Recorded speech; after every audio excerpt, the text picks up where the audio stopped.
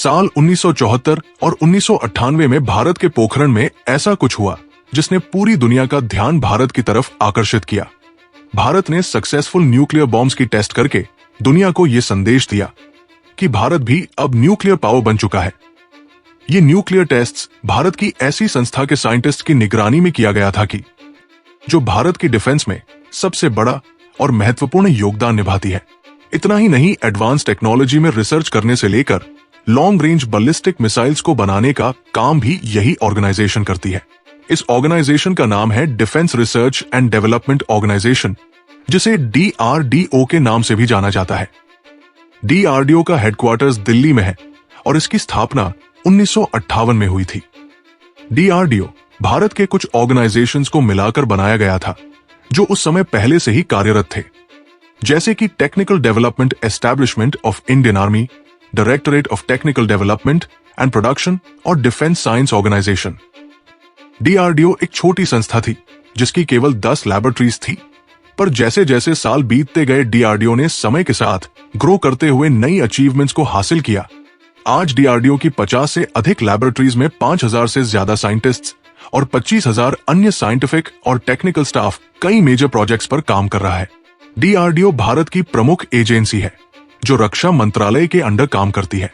इसका मुख्य कार्य भारत की आर्म्ड फोर्सेस की हर जरूरत को पूरा करना, उसे सशक्त बनाने के लिए एडवांस्ड डिफेंस सिस्टम्स और टेक्नोलॉजीज पर रिसर्च करना, उनको डिजाइन करना और उनका विकास करना है।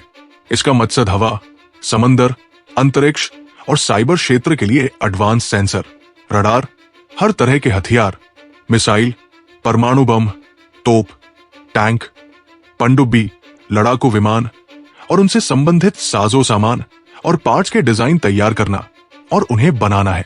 DRDO की देश के विभिन्न शहरों में शाखाएं हैं और इन शाखाओं में जो लैबोरेटरीज मौजूद है, उन लैब्स में डिफेंस के अलग अलग क्षेत्र में हजारों साइंटिस्ट्स रिसर्च करते हैं। सैनिक किन हालातों में और परिस्थितियों में किस तरह का खाना खाएंगे, इसका रिसर्च भी यही किया जाता है। DRDO ने सबसे बड़ी कामयाबी एटम बम और मिसाइल के क्षेत्र में हासिल की है। इसने अलग अलग रेंज और प्रकार की आधुनिकतम क्रूज, बैलिस्टिक, इंटरकॉन्टिनेंटल, सुपरसोनिक और हाइपरसोनिक मिसाइल बनाई है। एक रिपोर्ट के मुताबिक DRDO ने मिसाइल बनाने में जो कामयाबी हासिल की है वो कई विकसित देशों में भी नहीं हासिल हो पाई है। DRDO ने जो मिसाइलें बनाई है उनमें से बहुत सी मिसाइलें परमाणु बम गिराने की क्षमता वाली है। डॉक्टर APJ अब्दुल कलाम के नेतृत्व में साल 1980 के दशक में जब मिसाइल डेवलपमेंट प्रोग्राम शुरू किया था, उसी साल DRDO की मिसाइल टेक्नोलॉजी की शुरुआत भी हुई थी। सन 1998 में जब अटल बिहारी वाजपेयी भारत के प्रधानमंत्री थे, उसी साल भारत ने पोखरण में न्यूक्लियर टेस्ट किया जिसका कोड नेम ऑपरेशन शक्ति रखा गया।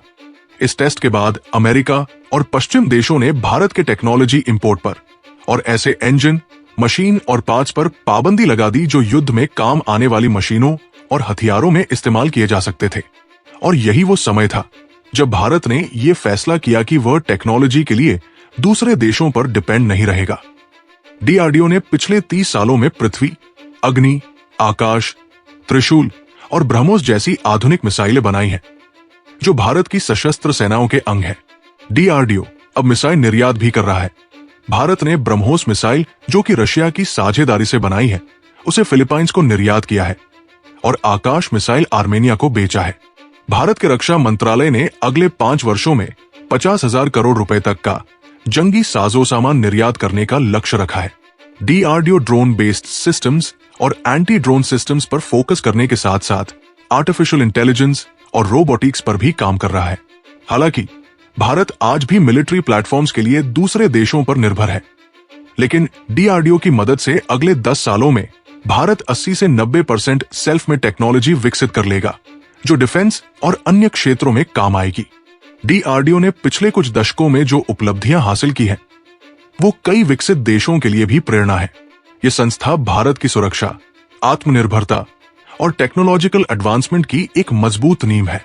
DRDO की कहानी न केवल साइंस और टेक्नोलॉजी की है, बल्कि आत्मनिर्भर भारत के सपने को साकार करने की भी है।